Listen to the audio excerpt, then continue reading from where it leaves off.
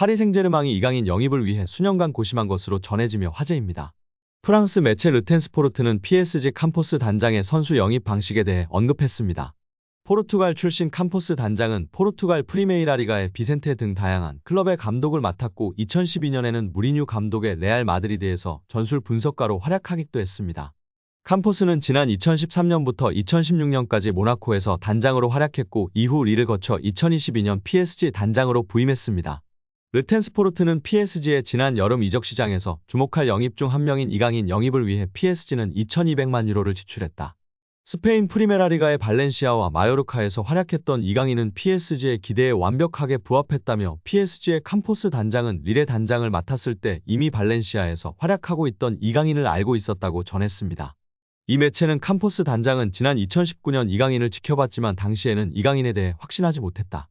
이후 4년 후 이강인은 PSG로 이적했다며 이강인 영입을 위해 고심을 거듭했던 캄포스 단장에 대해 언급했습니다. 피 단장 캄포스는 유망주 스카우팅으로 굉장히 유명한데요. 그가 점 찍은 선수들은 모두 월클이 되기 때문에 그가 찍기만 하면 일단 몸값이 기하급수적으로 오르고 성공이 보장된다고 할 만큼 큰 신뢰를 얻고 있습니다. 캄포스 단장은 선수 은퇴 후 레알 마드리드에서 스카우트로 일했습니다.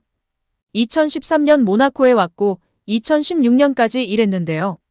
선수 영입을 담당했는데 라다멜 팔카오, 주앙 무티뉴, 하메스 로드리게스 등 즉시 전력감부터 베르나르도 실바, 토마스 르마, 안토니 마르시알, 킬리안 음바페, 파비뉴 등을 영입했습니다. 이들은 모두 모나코 핵심이 됐고 2010년대 중반 모나코 중흥기 멤버로 활약했습니다. 모나코는 이때 리그앙을 넘어 UCL에서도 돌풍을 일으켰습니다. 열거한 선수들 모두 월클이 되었거나 월클급의 수준급 선수들이 되었습니다. 이런 여러 대박 상품을 배출해 명성을 높였습니다. 지난 2022년부터는 PSG 단장으로 활약 중인 상황입니다. 한편 스페인에서는 발렌시아에 대한 들끓는 비판이 끊이질 않고 있습니다. 스페인 언론 엘데스마르케는 이강인 영입을 위해 PSG는 2,200만 유로 약 313억 원을 지불했다. 발렌시아는 겨우 3.5%에 해당하는 77만 유로 약 11억 원을 받는다라며 연대기여금 형식으로 발렌시아에서 떨어지는 수입이 매우 적은 수준이라고 비판했습니다. 국제축구연맹은 구정에 따르면 선수 영입구단은 해당 선수가 만 12에서 23세 때 소속됐던 출신 학교와 팀의 연대기여금을 지급해야 하는데요. 발렌시아도 이강인의 PSG행으로 얻는 게 있긴 하지만 10년이라는 긴 시간 동안 이강인을 키운 것을 고려하면 너무 적은 금액이기 때문에 많은 팬들과 스페인 축구인들이 비판을 하고 있는 것입니다. 10년간 애지중지 키워놓고 막판에 신뢰하지 못하고 자유계약으로 마요르카에 넘기고 지금은 세계 최고 클럽 중 하나인 파리 생제르맹에 입단했기 때문입니다. 불과 몇 년 만에 말이죠. 여기에 최근 슈퍼러브 축구 유튜버 팀이 발렌시아 훈련장에 방문하여 이강인을 유소년 때 가르쳤던 스승을 만났는데요. 이강인을 12세, 17세, 18세 때 가르쳤던 앙굴로 코치와 인터뷰한 내용이 화제가 되고 있습니다. 앙굴로 코치는 이강인은 항상 우상향으로 발전을 했어요. 12세 때 이미 또래들과 다르다는 것을 제 눈에는 보였어요. 나이에 비해 기술이 좋고 상대방을 쉽게 제치는 선수였어요. 그리고 나서 발전하며 진화했고 경험을 쌓아 성장하고 더 좋은 선수가 되었어요. 발렌시아 1군 선수감이라는 것을 의심한 적이 없어요. 이 아카데미 훈련장에서의 데뷔골과 환상적인 활약을 잊을 수가 없어요. 좋은 기억으로 남아있어요. 라며 극찬했습니다. 말 그대로 이강인 선수는 천재 선수란 게 맞는 말인 것 같습니다. 오죽하면 발렌시아 팀 내에서도 항상 나이가 2살 더 많은 형들 팀에서 경기를 항상 업해서 했으니까요. 거기다가 그것도 모자라서 전체 팀에서 유럽팀에서 스카웃하려고 난리법석을 떨었을 뿐 아니라 스페인 국대에서조차 외국인 선수를 영입하려고 국적이민을 시켜려고 했겠습니까? 말 그대로 스페인 축구를 씹어먹은 선수입니다. 그런 선수가 많거나 흔할까요? 강인 선수의 천재성, 잠재성은 많은 레전드들도 인정하고 있는 상황입니다. 비등비등 선수였음 절대 외국인을 이민시키려고 안 했을 겁니다. 아마도 이강인만한 선수는 20년간은 나오기 힘들 것이라고 레전드들이 입을 모으고 있습니다. 손흥민 선수에 이어 세계 축구사에 또 한 번의 역사를 쓸 것으로 기대받고 있는 상황입니다.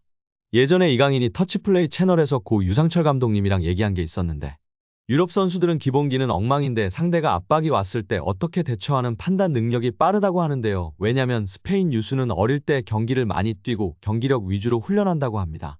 그래서 유럽 스카우터들이 한국 선수들 평가할 때 기술이 좋고 빠르고 기본기도 훌륭한데 전술이해 능력이 떨어진다고 지적하기도 했었습니다. 강인이는 이를 갖추기 위해 외국에서 축구를 해야 한다고 강인이의 부모님들께 적극 권했다고 전해지고 있습니다.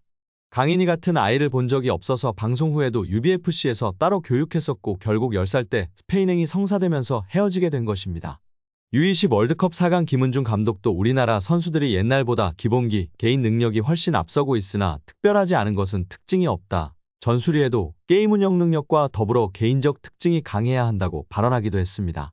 이강인 선수는 스페인에서 게임 운영 능력, 전술이해도 등이 탁월했고 탈압박과 드리블이라는 개인 능력까지 좋아 앞으로가 더욱 기대되는 상황입니다.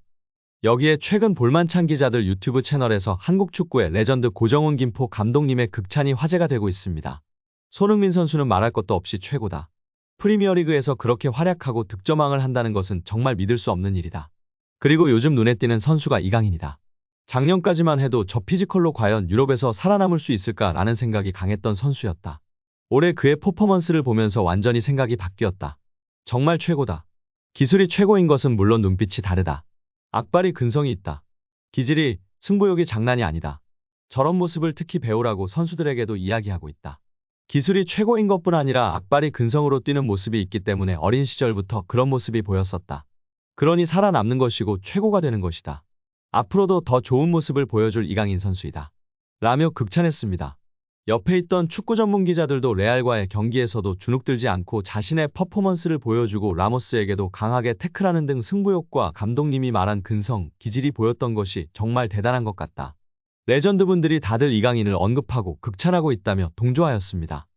이강인은 리그안 공식 홈페이지로부터 극찬을 받았습니다. 리그안 공식 홈페이지는 파리 생제르맹에서 루이스 엘리케 감독의 전술적 진화 라는 제목과 함께 올 시즌 전반기 PSG의 전술적인 변화를 집중적으로 다루었습니다. 엘리케 감독은 그동안 바르셀로나, 스페인 국가대표팀 등에서 주로 4-3-3 포메이션을 활용했습니다. PSG 부임 초기에도 4-3-3 포메이션으로 선발 라인업을 구성했습니다. 그러나 문제가 있었습니다. 지난 여름 데려온 곤살로 하무스까지 사용할 방안을 구상했고 이에 따라 뉴캐슬 유나이티드와의 UEFA 챔피언스리그 조별리그 2차전에서 4-2-4 포메이션을 시도했습니다.